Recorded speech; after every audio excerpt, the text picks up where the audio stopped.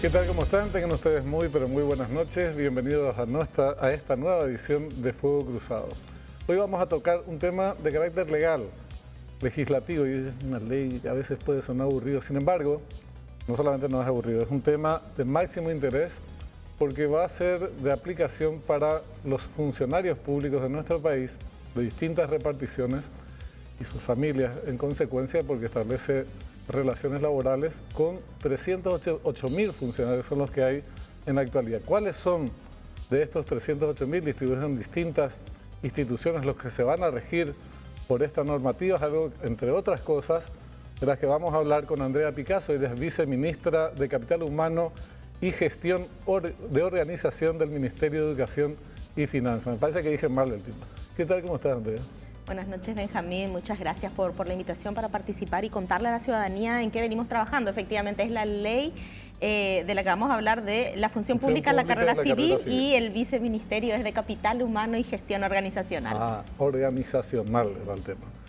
Bueno, esta es una ley que sustituye a la ley 1626, una vez que se apruebe en el Congreso, de la función pública, es su denominación actual, pasa a ser, como decía Andrea, de la función pública y la carrera del servicio civil. Es un proyecto muy amplio. Nosotros leímos uno que era de 188 artículos, esto se redujo a 130 y algo, me dijiste, en la actualidad. Es muy amplio, muy abarcativo. Entonces la primera pregunta es, ¿qué establece? Porque, te digo, arrancando con cuáles son las diferencias con la normativa actual, porque lógicamente genera inquietud entre los que se van a regir por esta ley. ¿Será que me conviene? ¿Será que me va a perjudicar? ¿Qué es lo que establece distinto esta normativa con respecto a la actual? ¿Qué es lo que regla, verdad? Este proyecto en el que estamos trabajando. Efectivamente, la ley actual es la 1626, es del 2000, lleva más de 20 años de implementación. Y una implementación que lastimosamente, como muchos saben, ha sufrido de varias acciones de inconstitucionalidad que muchas instituciones han aplicado sobre la misma. Entonces, prácticamente hoy la ley vigente, esta 1626, es implementada por el Poder Ejecutivo. ¿Por qué? ¿Qué se da? Se da que el Poder Judicial, la Corte Suprema de Justicia, ya al inicio mismo de la vigencia de la ley actual, plantea una acción de inconstitucionalidad.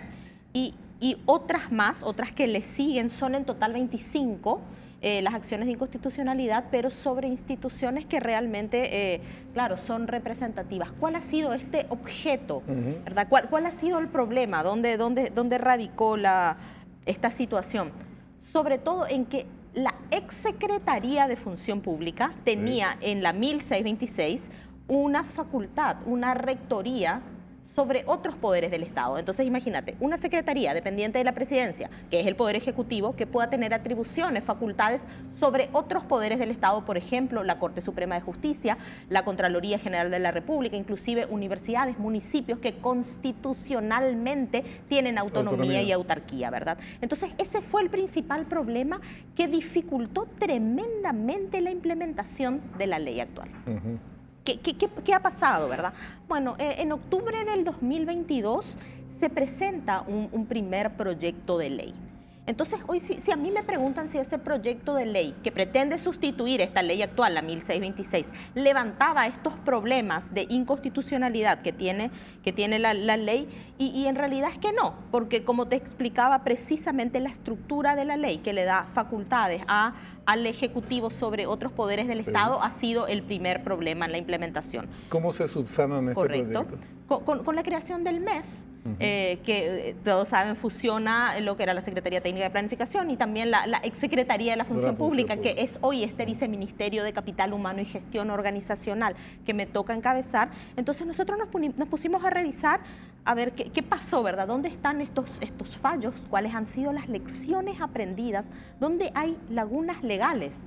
Y bueno, en febrero de este año se presenta el primer ajuste, que radica principalmente en la estructuración del nuevo proyecto de ley para definir cada poder del Estado, cada institución constitucionalmente establecida, como autoridad de aplicación de la ley. Entonces, el Poder Judicial es autoridad de aplicación de la ley. Una municipalidad, las universidades son autoridades de aplicación de la ley. Ese es el primer cambio que corresponde al proyecto presentado en febrero de este año, tratando de corregir un poquitito esta facultad que tiene en la ley actual, lo que era la Secretaría de la Función Pública dependiente del Ejecutivo sobre otros poderes del Estado, y que finalmente ha hecho que una ley que tenía muy buenas intenciones y que realmente marca un hito, ¿verdad? Marca lo del concurso, Paraguay Concursa, que es una marca que realmente ya se instaló también en la gente y que hay que seguir potenciando.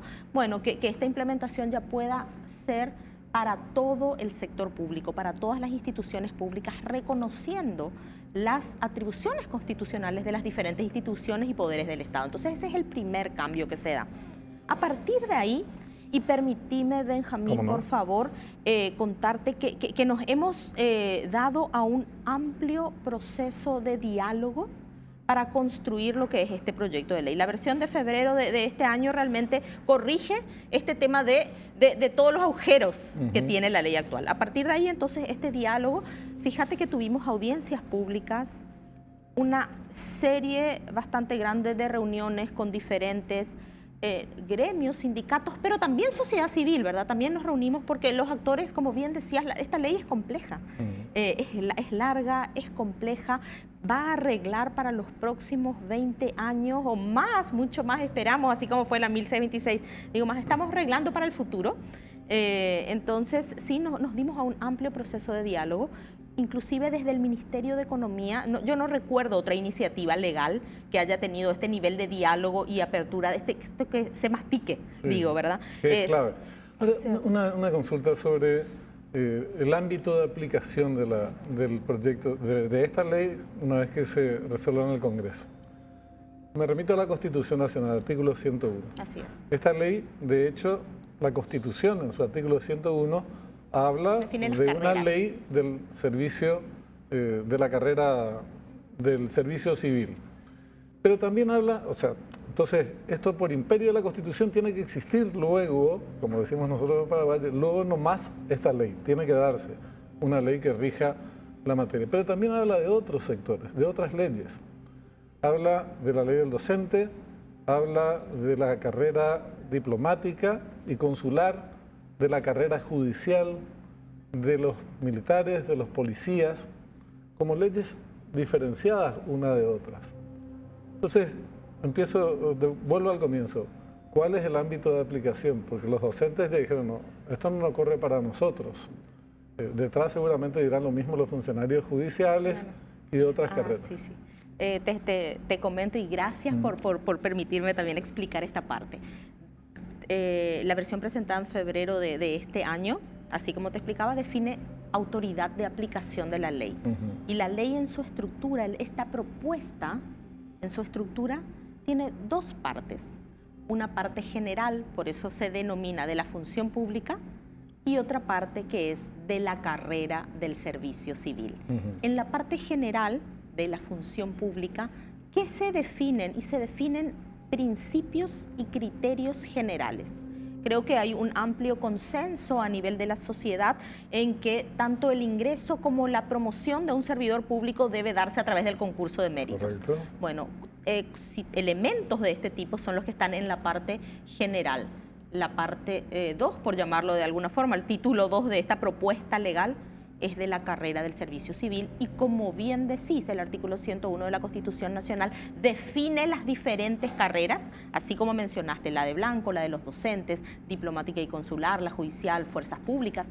Hay una reciente ley del investigador también. Exacto. Bueno, entonces, claro, la Constitución define las diferentes carreras y esta ley hace foco en lo que es el servicio civil, por un lado, pero tiene una parte general de principios y criterios generales que es para la función pública. Entonces, ese es un cambio en la estructura de la propuesta legal. Ahí por ese lado viene. Primero reconociendo la autoridad de aplicación en cada poder del Estado, también constitucionalmente establecido, y por el otro también definiendo una parte general con principios que creo que hay amplio consenso, como te decía, y por otro lo que hace a la carrera civil, porque hoy no hay una carrera del servicio civil. civil. Entonces ahí, claro, ¿quiénes están en la carrera de civil? No, efectivamente en la carrera del servicio civil no están las fuerzas públicas, no están los que corresponden al personal de blanco, médicos, enfermeros y demás, los médicos, los enfermeros que tienen su propia ley, son leyes especiales. Entonces, claro, se define claramente y es en eso en lo que hoy estamos trabajando, porque siempre hay espacios de mejora. Si hay espacios de mejora quizás en la redacción del texto donde se pueda dejar explícitamente claro cuáles son estas leyes especiales, los docentes que tienen su ley 1725, pero sobre todo en el caso de los docentes, siempre esta ley que también tiene su propio mecanismo de evaluación, de ingreso, de concurso y se respeta de manera absoluta. Es una ley especial, también remiten todo lo que no esté reglado esta ley, dice el artículo 20 de la 1725, que es la de los docentes, se remite a la ley de la función pública. Entonces ahí es como estamos trabajando. Y lo que no esté contemplado en la ley de la función pública, ¿a qué se remite? ¿Al Código Laboral? A las leyes especiales, y sí hay partes que deben ser efectivamente remitidas al Código Laboral. Ese es uno de los puntos, el que mencionas, que también venimos dialogando, conversando mucho con los gremios. Hemos entendido después de una evaluación. ¿Cuál fue el proceso? Se presenta febrero de este año esta propuesta claramente para salvar principales obstáculos a la implementación que han sido las acciones de inconstitucionalidad que se presentaron sobre la ley actual. A partir de ahí, diálogo. Te comentaba que nosotros incluso habilitamos en el portal web del Ministerio de Economía y Finanzas un apartado para que cualquier ciudadano pueda aportar, comentar, criticar, observar y nos dimos realmente el tiempo de leer cada comentario. Y está disponible para que ustedes también lo revisen. Desde comentarios y aportes de la sociedad civil, de los gremios, de personas, de un ciudadano que está interesado quizás en a ver cómo es el proceso de concurso. A mí también me interesa concursar y eso también, la igualdad de oportunidades también está definida en la Constitución Nacional, ¿verdad? Bueno, nos dimos a esto y nos tomamos el tiempo de evaluar, revisar cada aporte recibido. Son más de 40 aportes que están publicados en la página web del Ministerio de Economía y Finanzas. Y bueno, y estamos ya cerrando un texto, avanzamos mucho. Esto que mencionabas, ¿qué aspectos pueden ser remitidos al Código Laboral? Efectivamente, después de evaluar, revisar todas las preocupaciones, por ejemplo, de diferentes gremios, encontramos que sí, lo que hace a la sindicalización, por ejemplo, que era una preocupación bastante común en este diálogo. Hablemos de la organización de los sindicatos. Desde el origen, toda la gobernanza, la elección, estabilidad sindical, eso puede ser remitido al Código Laboral, ¿verdad? Entonces, la propuesta, el espíritu de lo que se presentó, primero decía, ok, eso es lo que hoy está ya en la 1626, pero sí, después de esta evaluación, corresponde que sea remitido al Código Laboral. Creo que hemos también en el diálogo avanzado en ese sentido. Entonces, para quienes nos están viendo, hay entre ellos seguramente algunos de estos 308.000 funcionarios públicos que hay en nuestro país.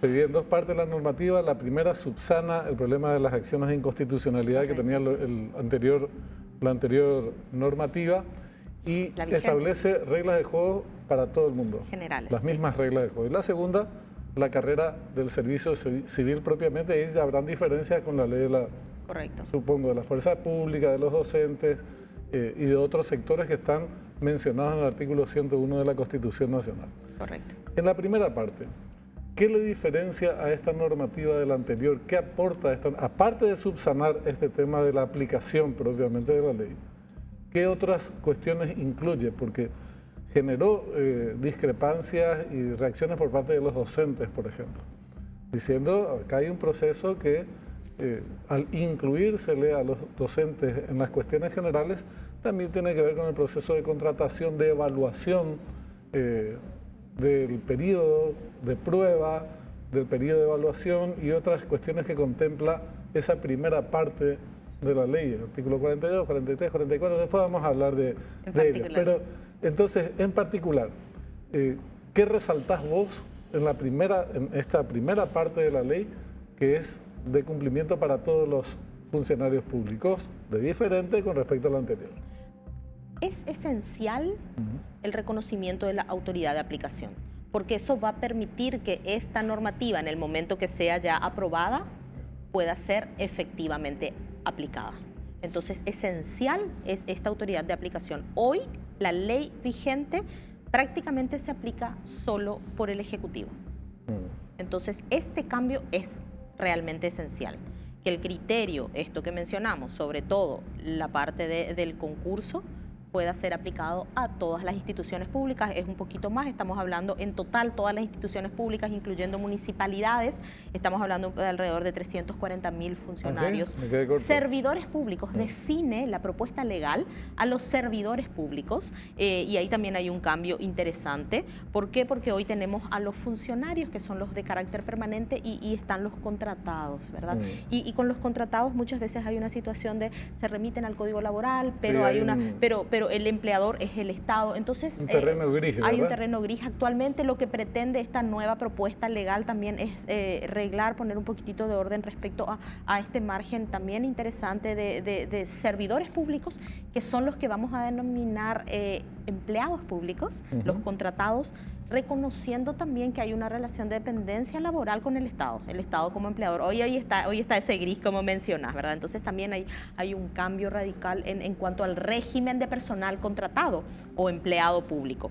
Se pretende que el empleado público o contratado también pueda aportar a la caja y de alguna forma esto pueda ser reconocido a lo largo de los años. Hoy también nos encontramos frente a situaciones donde hay personas que están contratadas por 10, 15 años. Fíjate que la 1626, la ley actual, también tenía un periodo máximo que una persona pueda estar contratada. Si bien siempre se da en el marco de la ley anual de presupuesto, por el principio de anualidad presupuestaria, pero al final nos encontramos en la práctica con contratados de muchos años. Entonces, la propuesta tiene que ver con que esta persona también pueda aportar a alguna caja y de alguna forma eso después también ser un beneficio para las mismas. Más cambios que se dan. A ver, había preocupaciones comunes respecto a la estabilidad laboral, sí, y la verdad que entre 2 y 4 años... No, pero no la estabilidad propiamente, efectivamente. Ahí voy, el tiempo a la evaluación de desempeño. 2 o 4 años ahí es poco voy, nada. Pero el artículo 42, y esto es lo que te quería mencionar, cuando mencioné 42, 43, 44, no sé cómo queda después de los recortes de artículos, sí, pero en el proyecto original era el 42, 43, 44. Habla de la incorporación de nuevos funcionarios públicos, un periodo de prueba de 6 meses, después en el siguiente artículo habla de periodo de evaluación de otros 6 meses, y cumplidos estos 2 periodos, prueba y evaluación, hay 3 años más de evaluaciones anuales antes de adquirir la estabilidad. Pero independientemente del tiempo, de que sean 2 o 4 años o los que fueren para la estabilidad propiamente, el tema es que en ese periodo de prueba, después de haber concursado, y en el periodo de evaluación, y en las evaluaciones anuales, el Estado podría rescindir el contrato con los empleados, ¿verdad? Con los trabajadores, sin ningún tipo de explicación. Señor, hasta luego. Entonces, ¿qué pasa? ¿Cómo se evita que estos futuros empleados que se rijan por esta cuestión tengan menos derechos que, por ejemplo, un trabajador del sector privado? Porque si a alguien en el sector privado se le despide al año, hay que indemnizarle, por ejemplo, ¿verdad? Entonces, ¿por qué sería distinto en la función pública? Correcto. Y gracias por darme el espacio de hacer precisiones al respecto. Efectivamente, esto que se mostró en pantalla corresponde a la versión presentada en 2022. Por eso te decía que cuando empieza este nuevo gobierno con la creación del Ministerio de Economía, realmente revisamos lo que se había presentado en el marco de lecciones aprendidas de más de 20 años de una 1626 fallida. Entonces mencionaste una serie de factores ahí que voy a precisar, ¿verdad? Esta no es la última versión, es importante. ¿La última cuál es? La última, parte de lo que estamos dialogando hoy con los diferentes gremios y actores dentro de la sociedad. Parte de eso. En principio, hoy la estabilidad actualmente se da a los 2 años. Pasa, ¿verdad?, a 4. Pasa a 4 es lo que está en el Congreso en este momento, ¿verdad? Estamos dialogando porque sí lo que apuntamos es a la calidad, ¿verdad? Entre 2 y 4, lo que apuntamos en realidad, lo que pretendemos es la calidad. Como siempre digo, a ver, lo que queremos es llegar a la ciudadanía con bienes y servicios finales, bienes y servicios públicos de calidad. Ese es el fin último de la esencia, para eso estamos, ¿verdad? Para llegar a la ciudadanía con bienes y servicios públicos de calidad. Lo que queremos es profesionalizar, jerarquizar lo que es el servicio civil, y a partir de ahí un concepto clave que se une al de estabilidad es el de evaluación de desempeño. Entonces sí estamos trabajando en mejoras en la redacción de la propuesta legal que permitan una evaluación de desempeño objetiva, ¿verdad? Que pueda determinar y que pueda ser utilizada no de manera punitoria, esa era la preocupación que creo más importante, no de manera punitoria en el sentido de no pasaste, te despido, porque ese no es en absoluto el espíritu de la ley, no tiene que ver con eso. La evaluación de desempeño debe ser útil para completar estas brechas de desempeño que como servidores públicos tenemos, ¿verdad? No punitivamente. El proyecto original, repito cómo quedó después de estas conversaciones y de la misma evaluación que ustedes hicieron de la aplicación de la normativa anterior, establecía que en esas evaluaciones anuales inclusive, con tener un componente de desaprobado ya podía ser una causal de despido, digamos. No, quizás esa es la versión del gobierno anterior. Por eso te pregunto. Sí. Y en ningún momento se planteó... Como causal de desvinculación, no está la evaluación de desempeño como causal de desvinculación o finalización de cualquier vínculo con el Estado, o sea, por eso lo difiero porque fuera empleado, contratado o permanente, ¿verdad? Entonces, no, eso no está, sino para complementar brechas de competencia. Entonces, retomemos, para seguir el orden, la secuencia del proceso de evaluación. Yo participo, me postulo para un cargo, entro a la función pública. Hay un periodo de 6 meses de prueba. Hoy hay, en la propuesta es lo que hoy estamos dialogando, estamos en ese proceso, actualmente es, sí, 6 meses el periodo de prueba, hay como un gris de nuevo entre los 6 meses y los 2 años, digo en la legislación vigente, entre los 6 meses y los 2 años donde se adquiere la estabilidad dentro de lo que es el sector público para un funcionario de carácter permanente. ¿Verdad? Entonces ahí estamos nosotros hoy cerrando redacción. Dice, tenés 6 meses de periodo de prueba. En el anterior proyecto era otros 6 meses de evaluación. ¿Qué dice este? En el proyecto anterior era 6 meses de prueba hasta 4 años de evaluación, al final una prueba de competencia. Entonces eso sí se cambia, eso sí estamos trabajando. Hoy yo todavía no tengo la versión final de cómo quedaría ese artículo, pero sí estamos trabajando en que de alguna forma, sobre todo en el caso de los contratados, asimismo como mencionaste, muy en línea con lo que mencionaste, en el caso de que en un contratado se dé alguna desvinculación, que hoy no existe la indemnización, como sí se da en el Código Laboral para el sector privado. Entonces, en eso sí estamos trabajando, estamos apuntando a esa línea. Todavía no tengo una versión final en cuanto a la estabilidad. Hoy, como te digo, es 2 años, hay mucha preocupación respecto a eso, sobre todo, y por eso es que nos dimos a este proceso de diálogo y construcción tan amplio. A esto, todos los aportes que recibimos, incluso en la página web de Un Ciudadano Así, todos han sido evaluados, revisados, atendidos, están disponibles para que la ciudadanía también los revise y si quieren seguir aportando también. El Estado tiene que tener el derecho de rescindir, obviamente, contratos cuando así lo considera. El asunto es a través de qué mecanismo. Correcto. Y cuál es el amparo legal que tiene el afectado si el Estado decidiera eso. Por ejemplo, tener los mismos derechos de cualquier trabajador del Paraguay. Te echan a los 2 años, la patronal te tiene que indemnizar, salvo que hayas robado, qué sé yo, que hayas reiterado una serie de inconductas. Y pasas a un proceso sumario también. Sí. Entonces, ahí sí habría una causa justificada del despido, no habría ningún tipo de indemnización. O sea, habría que equilibrar eso, digo, en términos de derechos y obligaciones, entre la función pública y el trabajador privado, ¿verdad? Correcto. Hay trabajando realmente un equipo jurídico con tremenda experiencia, el Procurador General del Estado, el Abogado del Tesoro, realmente el equipo jurídico, está el Gerente General del Ministerio de Economía, los diferentes directores jurídicos que estamos trabajando, apuntando en esta línea. Causa justa, por supuesto, pero al final lo que queremos, como te decía, es la calidad. Es la calidad. La evaluación de desempeño se convierte en un elemento esencial. Es una variable que debe ser una variable crítica dentro de nuestra trayectoria, de ese nuestro transitar como servidores públicos. Si bien el concurso de ingreso, me dicen muchas veces, entramos por concurso, ok, entonces en el concurso vos demostrás que tenés las capacidades para este puesto de trabajo. Y la evaluación de desempeño mide cómo vas avanzando en tu trayectoria, ¿verdad? Entonces son dos elementos diferentes. Ningún tipo de son dos elementos diferentes.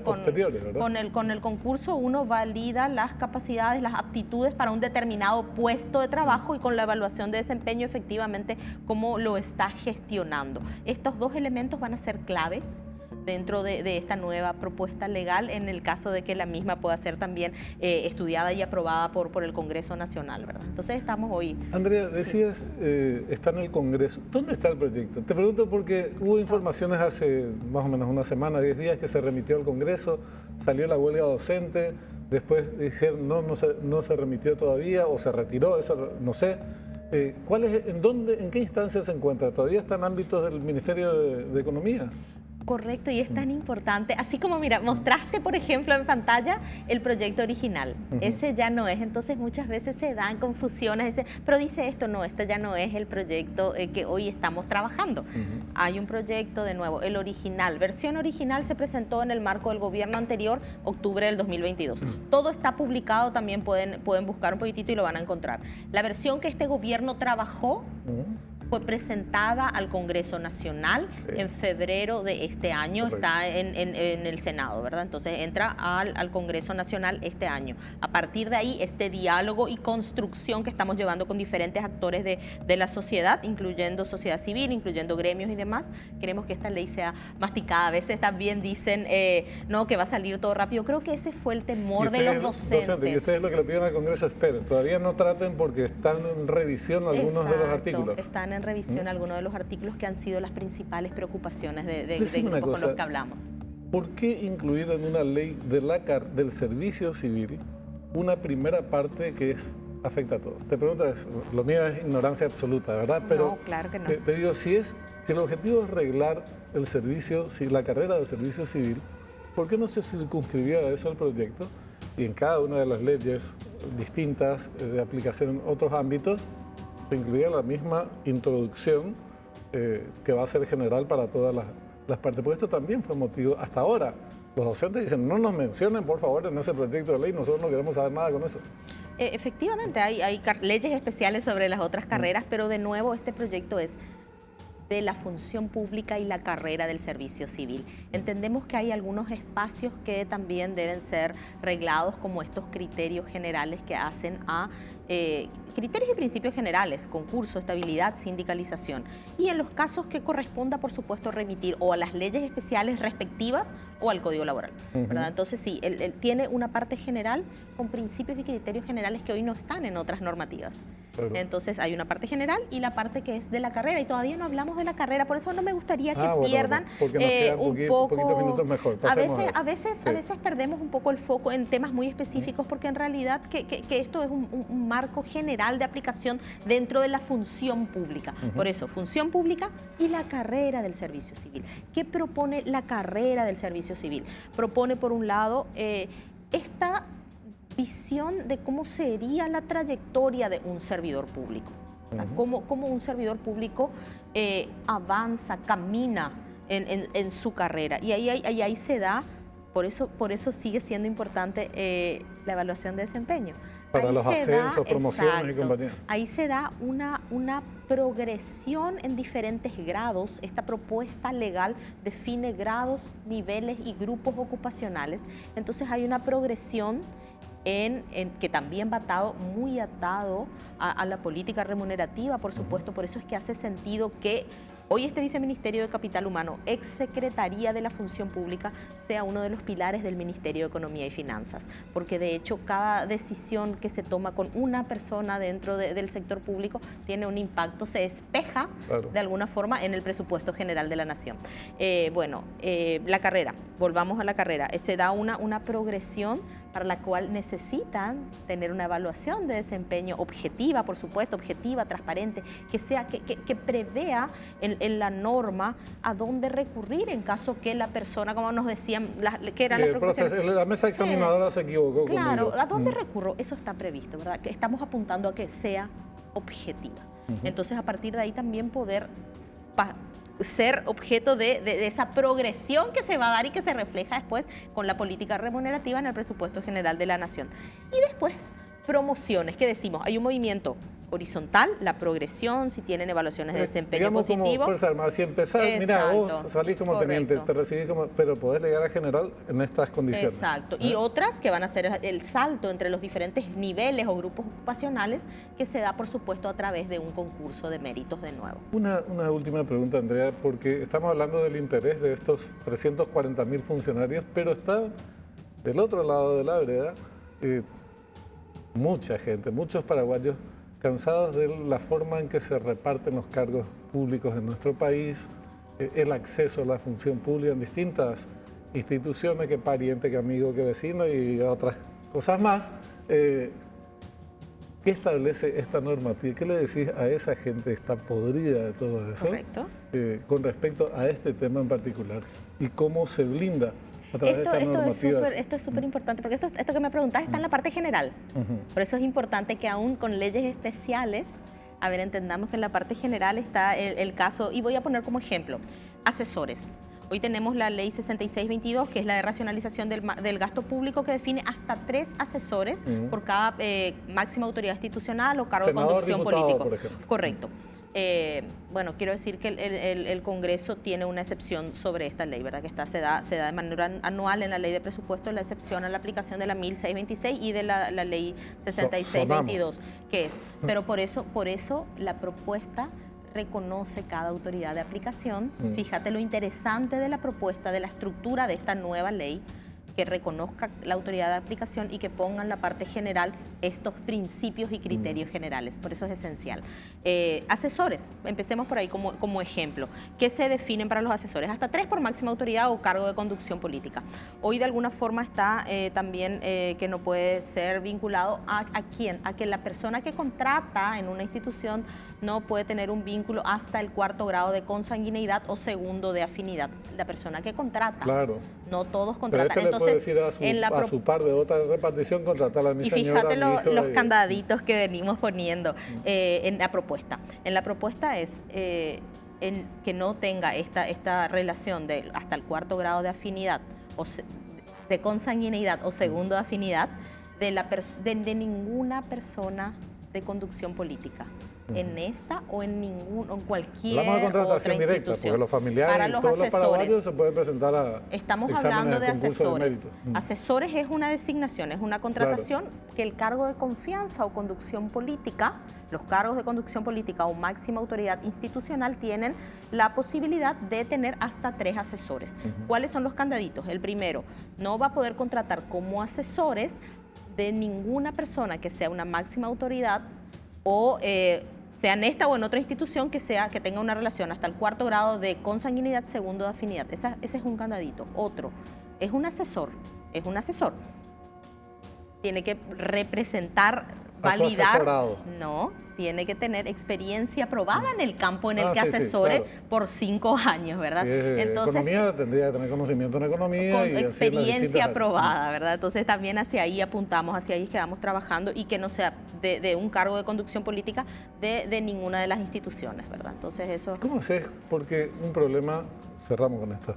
Hay muchos temas, vamos a seguir conversando con certeza. Hay muchos temas interesantes en la parte de la carrera. Fíjate que todas las preocupaciones y hay tan cosas que realmente se dan en un avance y como te decía, este avance, claro, se va a ver en el servidor público en que tenga una visión de cómo es su trayectoria, pero también en la gente. Si hay demasiada evidencia empírica, teórica, que muestran que un servicio público también profesionalizado llega mejor a la gente, hay mejor también menores índices de corrupción. Entonces, ¿cómo se va mejorando todo el contexto de gestión pública con un servicio civil profesionalizado? Y en realidad es que esta ley apunta a eso.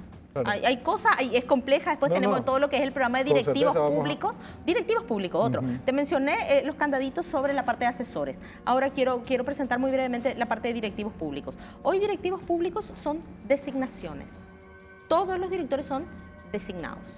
¿Qué es lo que pretendemos? Es que la parte de directivos públicos, aparte de los cargos de confianza, que por supuesto cargos de confianza que quedan en 4 con estas denominaciones o sus equivalentes: el director jurídico, el jefe de gabinete, el secretario general y el DGAF, el director de Administración y Finanzas, o la denominación equivalente en cada institución. Aparte de esto, que son los de confianza, los demás también puedan ser accedidos a través de un concurso. Entonces, ese también es un cambio radical. ¿Y se puede acceder a la dirección por evolución concurso propia de la carrera? No como evolución, como un concurso. Entendemos que las posiciones directivas también requieren otras habilidades y capacidades. La carrera va en los diferentes puestos. Pero haber desarrollado toda la carrera no te da un puntaje especial. Por supuesto. Te quería decir una cosa que también está siempre en el debate público, con respecto a los asesores. Viene el diputado o senador fulano de tal, le contrata a su abuela, a su tía y su esposa. Eso ya no va a poder ser, por lo que estás mencionando. Tienen que tener, salvo que sea, qué sé yo, profesor, no, que sea profesor de economía, qué sé yo. Tienen que tener conocimiento en la materia, pero después de los 4 o 5 años se va el asesorado y se quedan los asesores. Digo cómo es actualmente. ¿Y cómo se establece eso? Se acabó la representación política y se acabó también el asesoramiento. De hecho, la ley actual, la 6622, racionalización del gasto no se público, cumple esa ley, entonces. Hay algunas instituciones que están exceptuadas de la aplicación, por eso apuntamos de nuevo a esta ley que pueda ser aplicada a todas las instituciones públicas. Sí, estos cargos de asesores que vienen atados a la atribución que tiene una máxima autoridad, un cargo de conducción política, de tener, aparte de las cuestiones de afinidad, consanguineidad y de reconocida trayectoria en el ámbito que va a asesorar, claro. Aparte de estos elementos, claro, sin duda, cuando la autoridad, en este caso puede ser una autoridad electiva quizás, termina su vínculo, automáticamente y sin derecho a indemnización, el asesor va a hacer. Salvo que sea una persona de carrera que antes haya estado en la carrera, bueno, fue tomada para asesor, vuelve a la carrera, ¿verdad? Vuelve a donde estaba. Pero si es una persona externa que viene a asesorar y corresponde, ¿verdad? Que tenga las facultades de tener al asesor que considere adecuado a lo que va a realizar, entonces ahí termina el cargo de confianza o conducción política y también de manera automática el asesor. Pero eso está hoy en la legislación. De hecho, si hay espacios de mejora porque hay no cumplen. Por o algunos supuesto, no cumplen. Porque es lo que hablamos, la 1626 tiene amplios agujeros en su implementación. Andrea, para hablar de esos amplios agujeros que se van cubriendo con esta nueva normativa y sobre todo sobre la carrera del servicio civil, ampliar más, vamos a charlar, te vamos a buscar en otras ocasiones. Gracias por estar con nosotros hoy aquí. ¿Sí? Gracias por permitirnos contarle a la gente en qué venimos trabajando. Realmente el espíritu es este, y esta iniciativa legal ha tenido un amplio diálogo y una apertura. Están invitados también a revisar la página web del Ministerio de Economía y Finanzas, ver la propuesta que tenemos hoy, ver cada uno de los aportes que nosotros también recibimos y evaluamos y queremos atender. Ese es el espíritu, el diálogo y la construcción para tener una buena ley de la función pública y la carrera del servicio civil. Muy amable por estar. Bueno, nosotros vamos a hacer una pausa después de hablar con Andrea Picasso, viceministra de Capital Humano y Gestión Organizacional del Ministerio de Economía y Finanzas. Lo vamos a hacer con un representante gremial, cómo están analizando, evaluando este proyecto de normativa, qué participación tuvieron en ello y bueno, cuál es la posición a la que se arribaría con respecto a este proyecto, que por imperio de la Constitución, decíamos, necesitamos una ley de la carrera civil y otras legislaciones que manda el artículo 101 de la Constitución Nacional o adecuarlas en un marco general, como planteaba recién Andrea. Enseguida volvemos con la óptica gremial sobre el proyecto de normativa.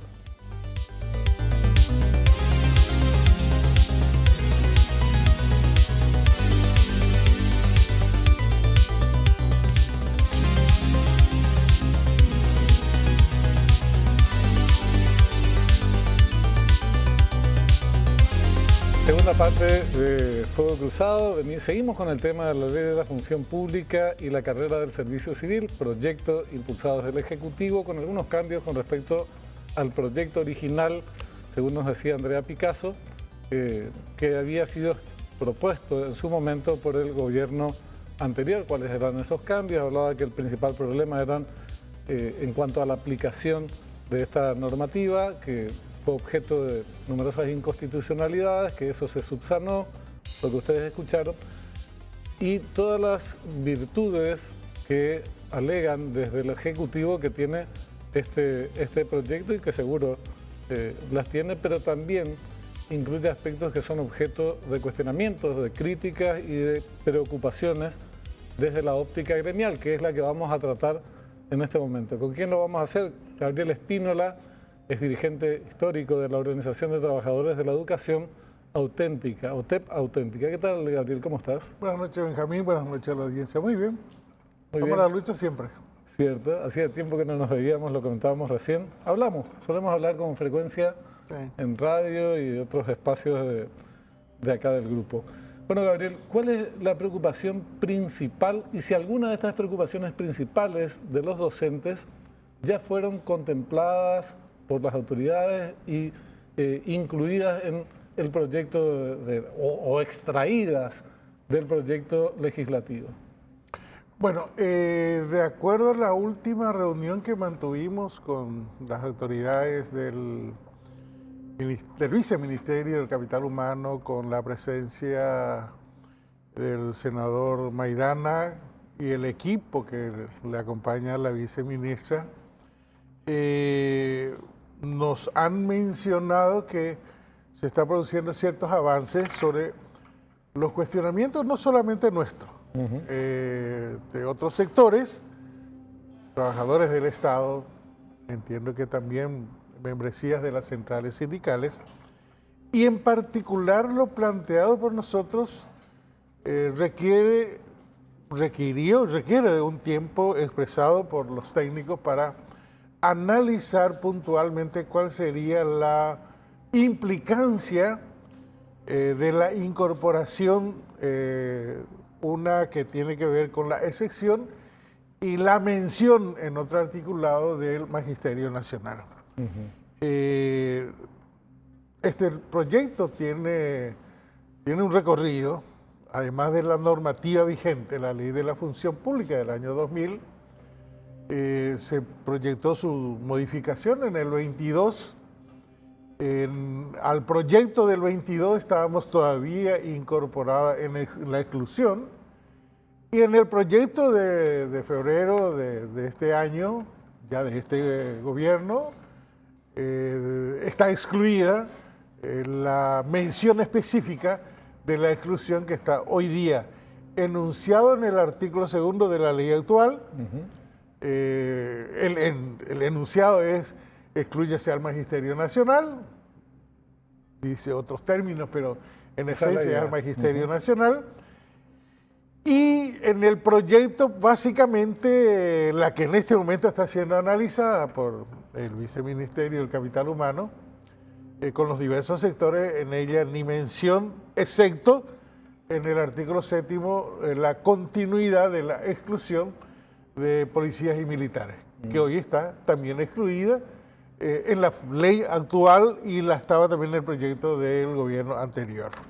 Entonces, nosotros, nuestra preocupación tiene que ver con el artículo 5 y con lo que hace de presentación. En el proyecto de presentación es más que claro, y en los enunciados en el título 1 es más que claro que es abarcante a todos quienes somos parte del Poder Ejecutivo y quienes somos incluidos en el Presupuesto General de Gasto de la Nación, que si no existiera una mención explícita de la exclusión, luego tenemos que ceñirnos en la reglamentación de la carrera del docente al título 1 del proyecto de ley.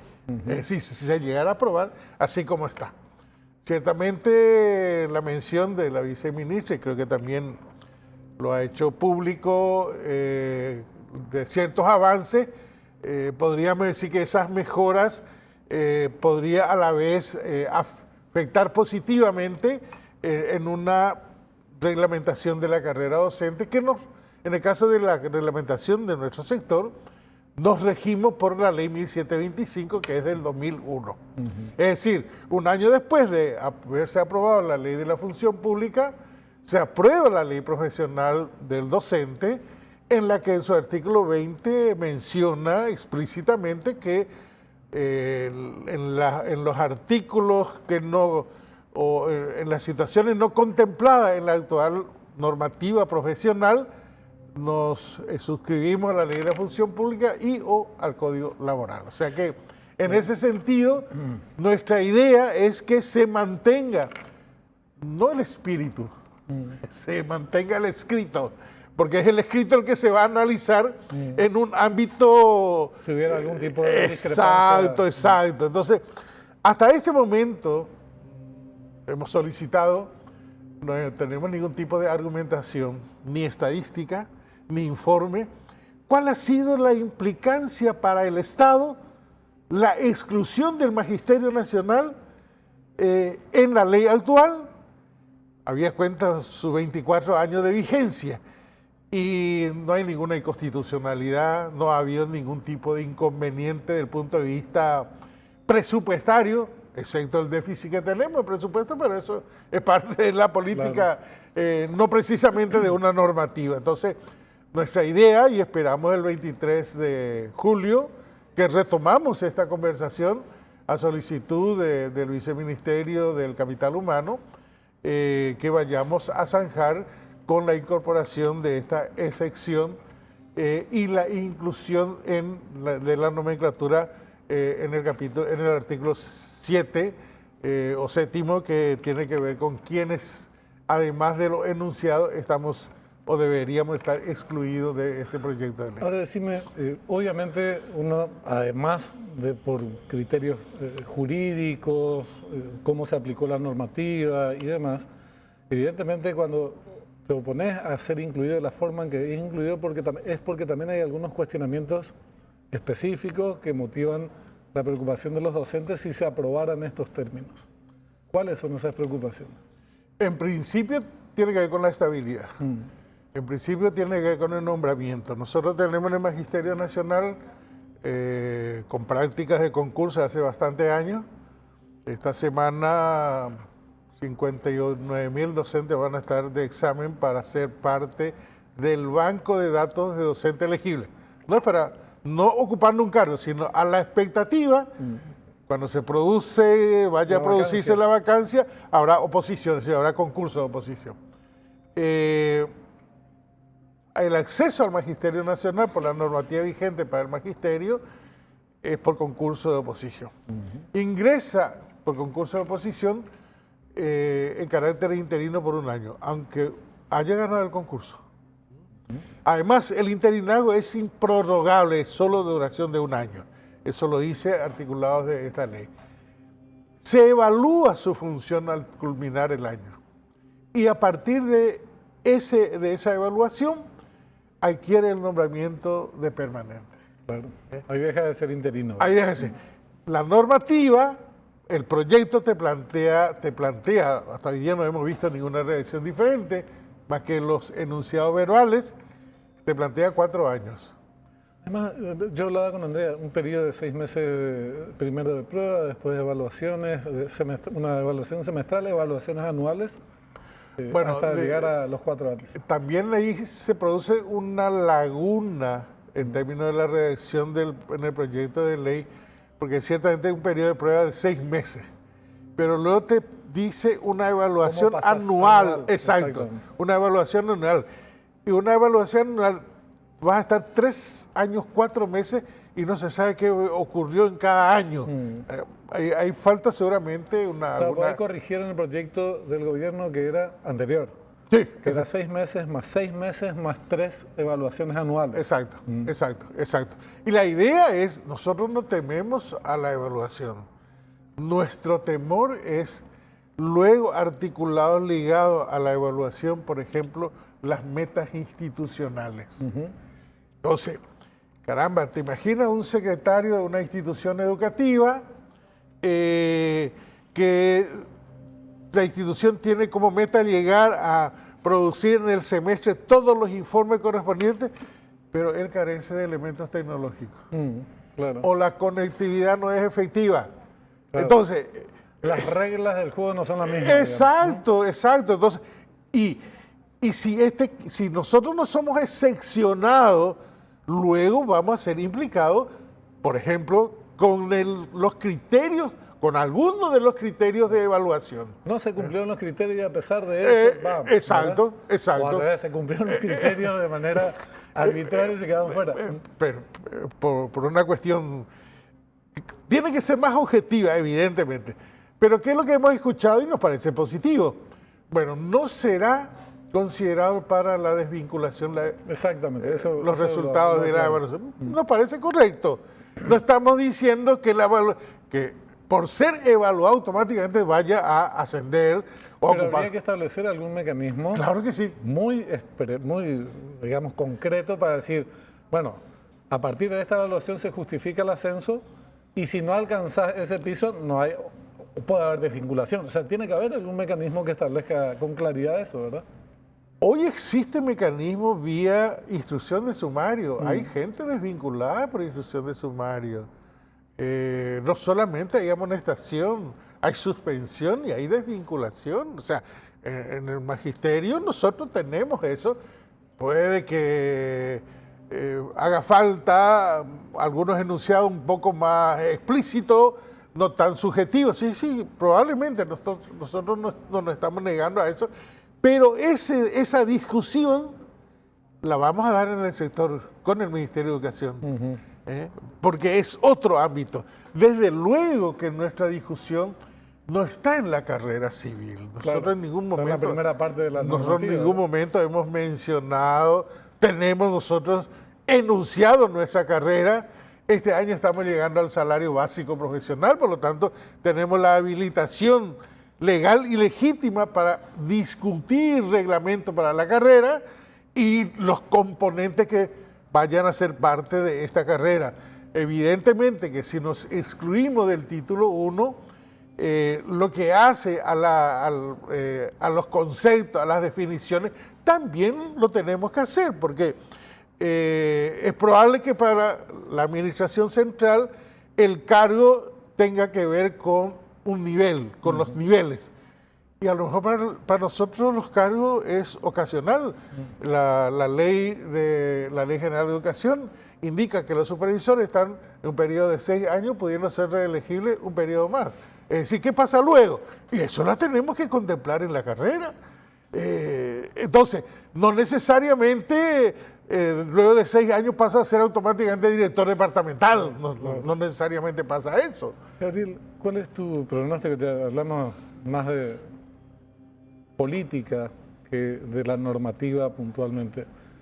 Tu pronóstico en cuanto a cómo cierra estas negociaciones, o van a cerrar, ¿crees, estas negociaciones de los docentes con las autoridades nacionales, con el gobierno y de los demás gremios que componen la función pública? ¿Cuál va a ser el escenario, crees, de aquí a 2, 3, 4 semanas? Esperamos que vaya a primar todo lo que tiene que ver con principios fundamentales ligados a la Constitución Nacional, a los convenios internacionales, que por anuncio de la viceministra creo que hay avance en ese sentido. Nos pareció absolutamente errado haberlo planteado en el proyecto de ley que ya es de competencia de esta administración. Si se subsana todo aquello, creo que podemos tener una ley que garantice al trabajador del Estado estabilidad, eliminación del padrinazgo político partidario. No será de manera inmediata probablemente, porque hay una pequeña ventana abierta de nuevo para los asesores, que debe existir mayor rigurosidad, creemos nosotros. Y por otro lado, bueno, hay sectores que pueden dar una respuesta gremial importante, como los docentes, como los trabajadores de electricidad, de salud. Hay otros que están ahí. ¿Qué posiciones? Contame, aprovechamos, te pido información. ¿Qué posiciones hay entre los demás gremios de la función pública? Conocemos la de los docentes porque vienen de protagonizar movilizaciones importantes. ¿Ya? Con el sector de los trabajadores de blanco hay una posición, consideramos, muy importante, igual que los trabajadores de la electricidad, los compañeros de Citrandes fundamentalmente, con quien tenemos alguna coordinación. Lamentablemente las membresías llamadas centrales sindicales están en la debacle.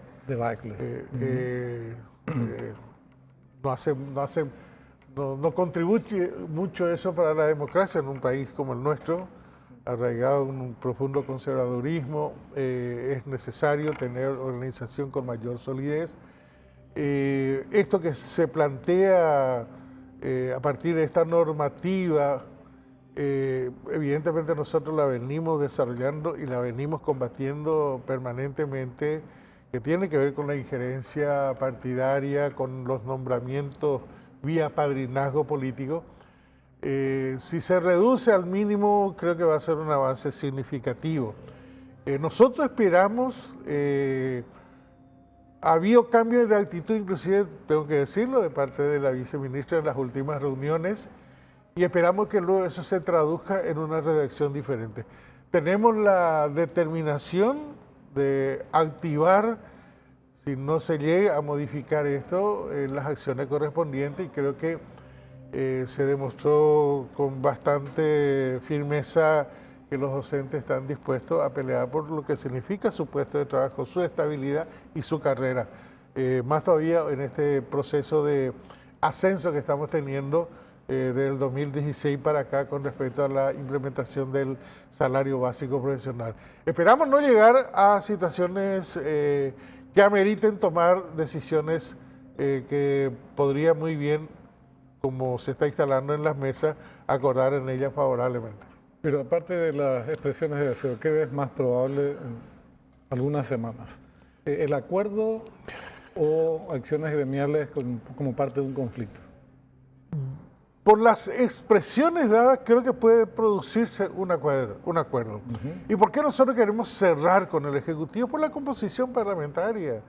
Si este año vamos a tener tratamiento de leyes importantes casi a libro cerrado, y aunque fuera con algún debate, el debate no va a incidir en demasía porque hay una línea que se baja y hay una mayoría que acata esa línea, y por eso la conversación, por eso el debate con el ámbito, finalmente ellos son proyectistas, no viene del Parlamento este proyecto, si el Poder Ejecutivo es proyectista, y si entramos en razones, a nosotros si nos hace ver la implicancia favorable, pero caramba, vamos a estar, hasta hoy día no hemos visto ni un ápice. A mí me parece que aunque todavía queda mucha tela que cortar, cosas que aclarar, el Congreso, que refleja más cuestiones políticas también. Recordemos que la parte del funcionariado público es base fundamental del Partido Colorado. Sí. Un segmento importante de funcionarios públicos. Entonces, a la hora de tomar decisiones que va a afectar indudablemente a ese componente, a esa base social del gobierno, que le da sustento al gobierno y al partido, base del Partido Colorado, como decía, van a tomar con mucha más cautela tal vez que otros temas y escuchar más las proposiciones que parten de los gremios de funcionarios públicos.